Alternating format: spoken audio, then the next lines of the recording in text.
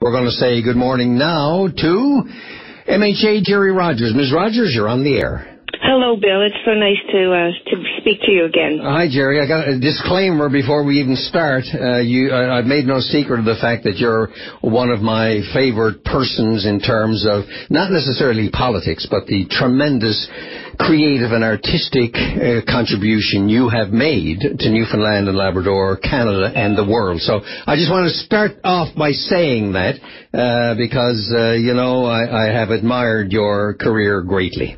Well, thank you so much, Bill. And, a lot of my work, both as a social worker and a political activist and as a documentary filmmaker, has been anti-violence work. Yeah. And, that the kind of work that I have done and that many of us do in that field is about listening with the intent to hear. It's about dialogue. It's about listening to what people have to say, and then it's about gathering their voices and then trying to make it possible for people to truly be heard. And Gerry, having said all that, and that's been your background for sure, and I agree 100% with it. Let me ask this blunt question. I'm assuming that since you got into politics, you've developed a hide on you like a rhinoceros when it comes and forth and so on. Let me ask this question: do you feel at all negligent in having had your name associated with a group that advocates violence against the Premier? Absolutely not. And the misconception here is that this is not a group that advocates violence against the Premier. This is a social forum, like an open line show, like a community town hall meeting, where people come together and they talk about issues. That's what Facebook does. It's not a group where people sign on to a certain group of beliefs or a constitution or anything like that. It is simply a forum for discussion.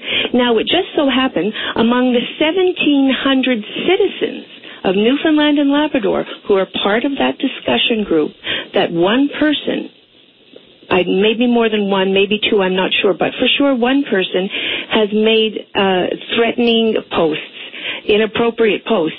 That's a legal matter, and so the police are investigating that person. That's the proper channel to deal with this. But can you imagine, Bill, if someone phoned in on open line and made some kind of threatening remark or slanderous mark, and then you were expected to shut it down, or that anybody who was listening to your program was then guilty by association, which doesn't exist in our law as well, the concept of guilt by association. No, that's right. We have conspiracy laws, where people conspiring to do damage, but we don't have any guilt by association under our system. You're absolutely right on Gerry. But on your analogy between what happened to you and Open Line, if somebody called up Open Line, I was here, and said that they wanted to kill the Premier, yes, I would disassociate myself from that. I'd cut the person off. I'd say, get off, you're not welcome on the air advocating of violence, and I would make sure that what was said had nothing to do with Open Line, me, or any other caller to Open Line. And I'm just wondering if perhaps I'm not saying apologize abjectly on bended knee to anybody, but I'm wondering if you should not have made or should not make your position just as clear as that. I have made my position absolutely clear each time that I've spoken to the media and also on Facebook, that I do not condone violence in any way, shape, or form, or any kinds of threats or intimidation. I've clearly stated that. But if someone were to do that on your program, it's not my Facebook page. Somebody has simply added me to that Facebook page without my prior knowledge and without my authorization. But that's sometimes how Facebook works. So I didn't even know I was a member of Point. Can you imagine then if somebody on your Open Line show said something, you as the moderator of the Open Line show would condemn that, proper thing, and if it's nobody wants a threat against our Premier or any political official, because that also interferes with our democratic process. And is a criminal offense. Absolutely. Yeah. So then, would you then have to walk away from your Open Line show where you could no longer listen to the voices of citizens who have legitimate concerns that they want to express. I doubt that's how you would handle that. Okay, well, is your name still associated with or on that Facebook page where that threat was made? Yes, apparently the threat is gone, and the police are investigating. That's a good thing. But to say is my name associated with it, that's not quite how social media works. And I think the way the Minister of Justice and the Premier and the Cabinet has dealt with this shows an incredible lack of understanding of social media and the democratic process in terms of people's need to speak in open forums. So, Facebook is just a way to speak, the same way that the open line is a way to speak. Right. I've posted on that since this incident yesterday. I have posted on that Facebook saying that I condone any acts of violence. I commend the moderators for taking down those posts, and I commend the moderators for attempting to have a civil discourse, which is what we need. We need citizens to be publicly engaged. And I find it amazing, Bill, that this government, this is the same government that brought us Bill 29, let's not forget this. And, this type of intimidation and this attempt to silence me and to scapegoat me, to impugn my reputation, and to use the House of Assembly for that when we have so many really important issues to discuss. We lost the House of Assembly yesterday. Yeah. And, people are so negatively impacted and trying to cope with the devastating cuts in this budget. And, for this government to have misused the House of Assembly for this is absolutely despicable and dishonorable. Gerry, I have to ask this question. I noticed when you were criticizing people for their actions, in this case the Premier and Minister and so on, you left out the Speaker. I don't expect you to criticize the Speaker for rulings, bad as they may be, because, respect for the Speaker has to be shown, just as respect for a stupid judge in a court has to be shown, or things do fall into disrepute. So let me ask you this question instead of what you think of the Speaker's ruling, although you can say what you want to. Any arguments, or was your leader or anyone else in your party or anyone on the Liberal side of the House asked by the Speaker to present positions and arguments and opinion on this whole issue raised by the government House Leader, Minister King?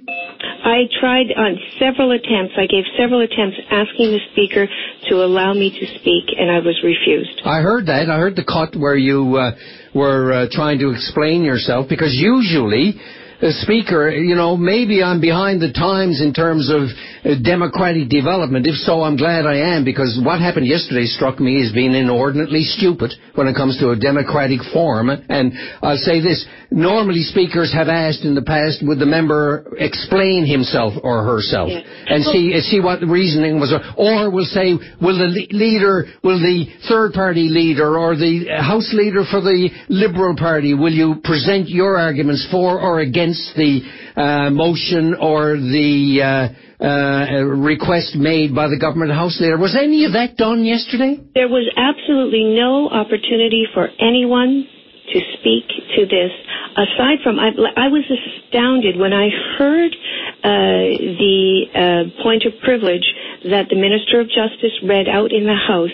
I was astounded because he either has a total lack of understanding of the basic fundamental principles of natural justice and law. You cannot condemn someone without evidence or without finding a fact, and then to try to assume someone is guilty by association, and to use this for his political ends. It's intimidation and bullying. But I was amazed at the total disregard for procedural for process in the House, but also a total disregard for the basic fundamental principles of justice and law. Well, a fundamental principle of justice in law, under our rule of law, is you hear the other side. A judge or speaker or chairperson, that you don't make a ruling based on arguments presented by only one side. You hear the other side. That is fundamental to our system. And from what I can gather, that didn't happen yesterday. It did not happen. It was prohibited. And, as a matter of fact, this Minister of Justice, our whole justice system, is under his stewardship. I mean, we have an Attorney General, and the Attorney General is Minister, but Marshall, but to think, what does this mean for the justice system of the province of Newfoundland and Labrador? Is this what the future looks like? All right, well, we'll hear that one out. That's another whole story. We'll hear that one out in the future. But one question before we say goodbye, Gerry Rogers. Did your peers in the House of Assembly, did they walk out or boycott the House in support of you when the Speaker kicked you out of the House? Absolutely, they did not. They returned to the House, which is exactly what they should do. I am an elected member of St. John Centre. The people of St. John Centre have elected me to be their voice in the House, and I was prohibited from doing my work yesterday. I was prohibited from fulfilling that obligation to the people of my constituents. Are you going to raise, when you get back in the House, are you going to raise what was done to you as a point of privilege or any other point under the procedure of the House? You were deprived of your right as an elected member based on no arguments, no Speaker's ruling, and so on. Are you going to protest that or bring up a point of privilege yourself? For the most part, Bill, I see this as a witch hunt. This is not the first time that this government and members of this government have tried to silence me and have tried to intimidate me.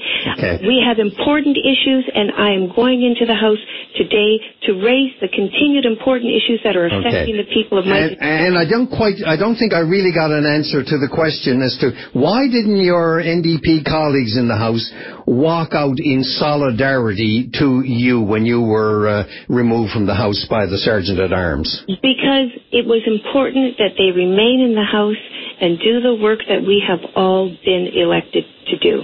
It was extremely important that they remain there and be the voice for the people who have elected them. All right, Gerry Rogers, if anything else develops from this or about this, don't hesitate to give us a call. People may think that it's making a mountain out of a molehill, and I guess in one way it is, but the breaches of the rights and privileges of elected members of the House or disallowing members from being able to do the work they were elected to do is a very, very serious matter in our democracy. And thank you for joining us this morning to talk about it. And Bill, it's really important that citizens continue to be engaged, to continue to dialogue. And I have a town hall that's next Wednesday, April 24th at St. Teresa's Parish Hall on Mundy Pond Road at 7 o'clock, where we're talking about, this was organized a few weeks ago, we're talking about the budget and how it affects people. I would love for people to come. All right. Thank you very much, Gerry Rogers. Nice talking to you as usual. Thank you, Bill. All the best. Bye-bye.